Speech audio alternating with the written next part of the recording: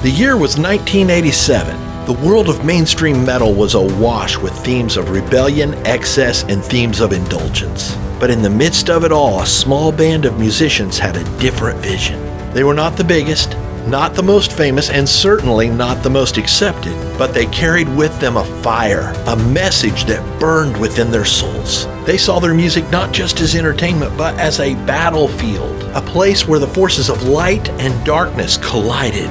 So they did something bold, something audacious. They stepped into an obscure studio driven by a singular purpose. The song they would create would not simply tell a story. It would transport listeners back in time.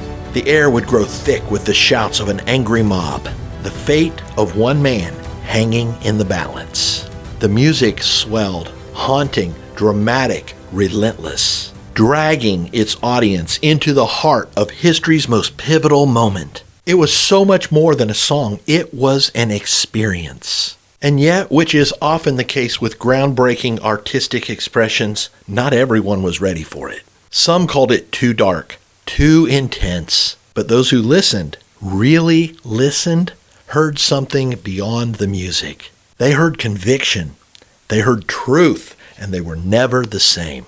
The band brought this vision to life on stage with dramatic reenactments, gripping performances that made the message impossible to ignore.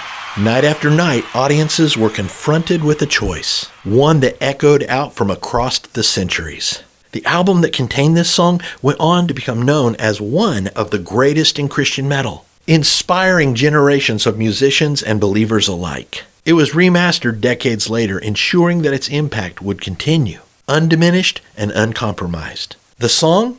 Crucify. The band? Bloodgood. Crucify! Crucify! And that, my friends, is how a few men, armed with instruments and conviction, turned the weight of history into a cry to come follow Jesus that echoes out even to this day. You want to help this channel grow and touch more lives? Grab the link to this video and share it across your social media, man. Keep your eyes on Jesus.